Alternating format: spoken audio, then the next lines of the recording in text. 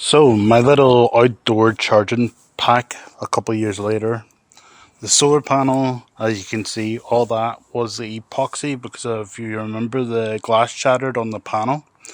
The epoxy, well, it clear coated it and it meant to be waterproof as well, but it seemed to have weathered and yeah, it started doing that. So now I'm just slightly picking it off and just use it as is. I know eventually it'll go, but it still works. But as you know, I got myself a heat shrink gun. So what I did is I permanently wired it onto an extension cord so I could run the solar panel around. This is all stuff I haven't done anything today or I haven't done anything recently date. Now, of course, that was wired in there. Now, one of the things that happened originally on the solar controller is the port for the USBs built in. The divider in that broke off, like a wee cage thing. I have no idea where it went, but then it meant I couldn't stop. You couldn't use the USB anymore. Of course, I have a second solar controller there, and it has two USBs. The only thing is, it's directly connected to the battery, but the problem with it is if I plug anything into the USB port, for some reason the voltage goes up, and it doesn't charge anything. So, the next thing to talk about is I put these on the outside, which is the wee laser ones. Now, I have detached the thing today. It did quick charge. Now, this wee flap normally does cover, and it was waterproofed on the outside. But during the last lightning storm, it seemed the cover opened, and I think some water got under it or something because it doesn't work anymore. So, the laser port there. Now, any USB, like not USB, let me see, I'll just disconnect this. Like a cigarette lighter laser thing. Anything I've put into this since I got it, I pushed it on, and I don't know if you'll see this. It comes out again, and there's no way of getting it stuck in. And so nothing would work.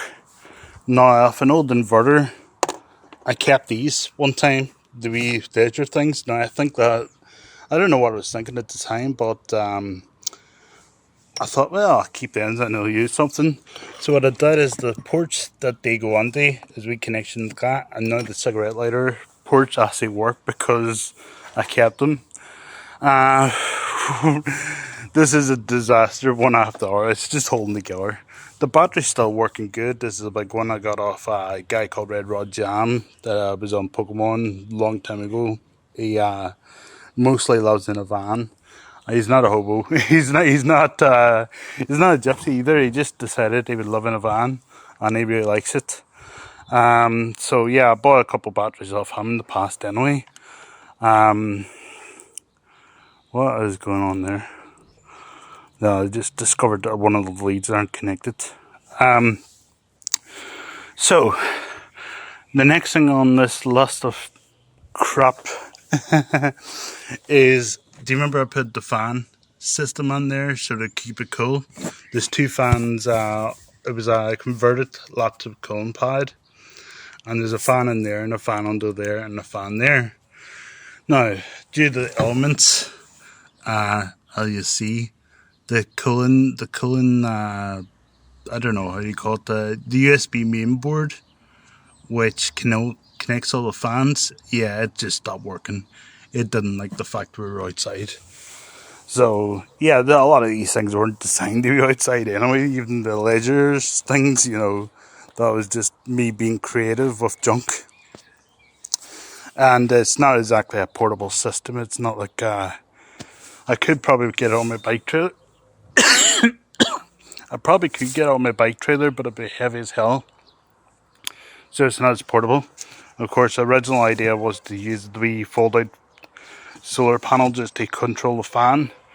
But even that, it doesn't have very much power. It would work the fans if the actual thing worked. But yeah, that's pretty much it at the minute. I know maybe I find some silica sachets or some rice and stick that in and see if it'll fix it. Because it was quick charge as well, so it did do. But I came down this morning and I realised the batteries were completely flat. And the reason they're completely flat was one of the leads had come loose and it was just charging away all night. But I've just got a couple battery packs in here, and the ones that are actually charging are actually just charging off an hour battery pack, which don't mind leaving outside because they're old 1860, 50 batteries or whatever. It's just one of those enclosures that you put in old batteries that are stripped out of our devices, and that's it. It didn't melt. That was me trying to get into it, because once you click those cases together, you can't get them apart again. And that's about it.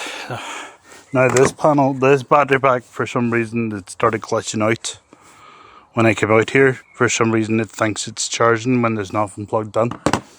So yeah, that's everything. At least I did think it was everything. The other thing I was going to say, right, well, I bought these wee crock clip things for testing circuits on eBay. None of them work for some reason. They don't pass any conductivity. Yeah. And just as I was saying, that battery pack that I was starting to laugh at, because I thought it was charging when it wasn't. I went to lift it and I felt the front of it. It felt like it was going to melt. So I purposely dropped it off the ground rather than the last one where I sort of melted the corner. And this is what you'll see. These are all these random batteries I got out of different devices. Different wee water pumps and stuff that I bought. They all come with these batteries in them. So yeah, I just bought a device. They connect them all together to make a battery pack. But for some reason this one's decided to malfunction. So I just dropped it, as I said, just to take it apart. They reset it. Hopefully it's going to behave itself. And no, it's it. That's everything. So it seems the fan does actually still work. I've been just messing around with it. It's actually the button on the circuit board for the cooling pad. For some reason it's become rusted and it's not making the contact anymore. The little fan did come on really high speed and then it just cut out and then I couldn't get it going again. So I don't know what's causing that, but it could be just the switch again is gone. But if I try to mess around with the button or anything for it, it'll kill R1, because they're on the same circuit. See, yeah, I just touched it slightly and the fan stopped. But yeah, I think if I hold that one down, I can get that fan started again. But the button just comes back up again. It doesn't catch properly. But yeah, that little fan did start working and then it just stopped. Can't get them going again. But yeah, that's just an RE added. But I'm going to have to clip these together.